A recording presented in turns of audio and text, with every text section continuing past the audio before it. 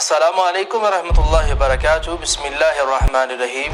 ناظرین، آج کا عنوان بڑا ہی اہم ہے اور میں یہ بات بتا دوں کہ میں پوری دلیل کے ساتھ بیٹھا ہوں۔ میں نے کسی کی بات سن کے بیان نہیں کر رہا، نہ میں نے یوٹیوب سنی ہے، نہ میں نے گوگل دیکھی ہے، کسی کی نہیں۔ میں نے ڈائریکٹ حدیث پاک پڑھی ہے۔ رسول اللہ صلی اللہ علیہ وسلم کے اوپر بھی اس کا اثر ہوا ہے جادو کا، اور علامات ظاہر ہوئی ہیں۔ موسیٰ علیہ السلام جلیل القدر پیغمبر تھے، ان کے اوپر بھی اثر ہوا ہے۔ اس کی دلیل قرآن میں ہے، فَأَوْجَسَ فِي نَفْسِهِ خِیفَةً موسیٰ۔ اس کی تفسیر اٹھا کے پڑھیں، آپ کو بات سمجھ آ جائے گی کہ انسان کے اوپر جب جادو ہوتا ہے تو اس کی علامات ظاہر ہوتی ہیں۔ علامات ظاہر کیسے ہوتی ہیں؟ بھائی آج کا بات بڑی میں خالص کرنے والا ہوں، یہ 2 نمبر بات نہیں ہے، خالص اس حوالے سے ہے کہ رسول اللہ پر جادو ہوا، علامت کیا ظاہر ہوئی؟ گھر آتے، باہر چلے جاتے، بھول جاتے بھی میں شاید بیویوں کے پاس گیا ہوں یا نہیں گیا، گھر گیا ہوں کہ نہیں گیا۔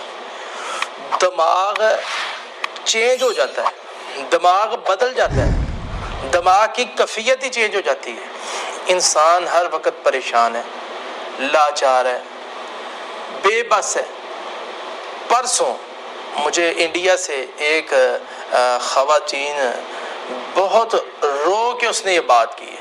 اس نے کہا کہ جب میں سوتی ہوں تو میرے کانوں کے اندر آوازیں آتی ہیں۔ 1.5 سال ہو چکا ہے مولانا میں سوئی نہیں ہوں، میرا خاوند مجھے دبکے مارتا ہے، گھر میرے لیے مصیبت بن گئی ہے۔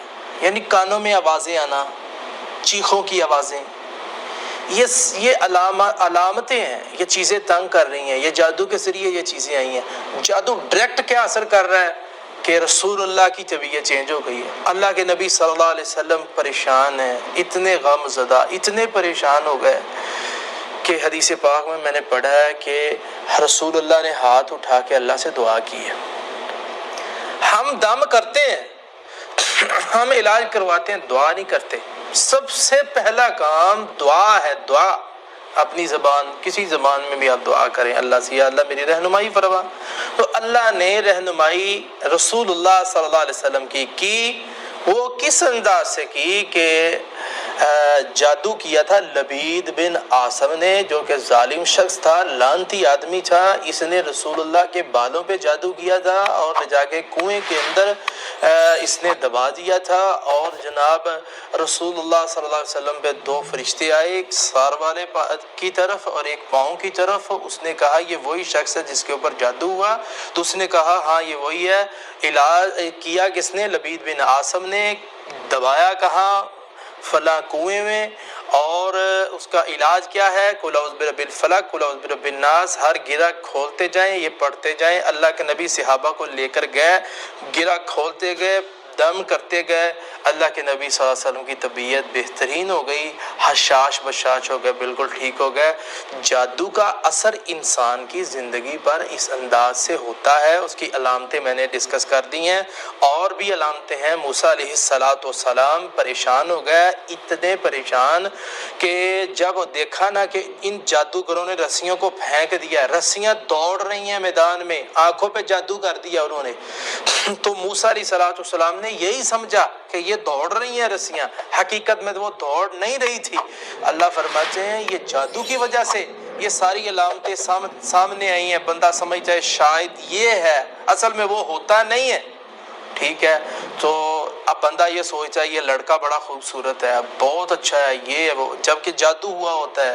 بعد میں پتہ چلتا ہے کہ وہ لڑکا ویسا نہیں تھا۔ اسی طرح لڑکی ہے، بعد میں پتہ چلتا ہے وہ لڑکی ویسے نہیں تھی، حقیقت کچھ ہے۔ جادو کے ذریعے آنکھوں پہ کچھ کر دیا جاتا ہے۔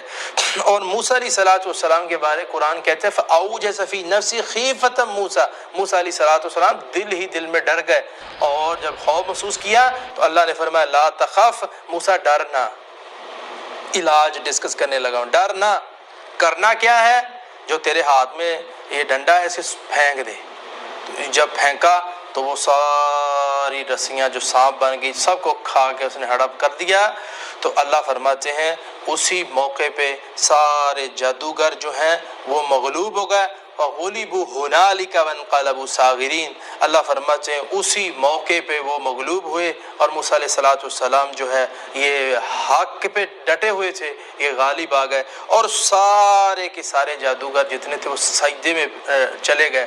اور یہاں ساری بات میں بات جو سمجھ آتی ہے، دعا کریں، سورہ بقرہ پڑھیں، آیت الکرسی پڑھیں، انشاءاللہ الرحمن آپ شفا یاب ہو جائیں گے۔ قل اعوذ برب الفلق، قل اعوذ برب الناس پڑھ کے ہاتھوں پہ پھونک ماریں، اپنے جسم پہ دم کریں، اللہ پاک انشاءاللہ صحت عطا فرمائے گا۔ اسی بیان کے بعد میں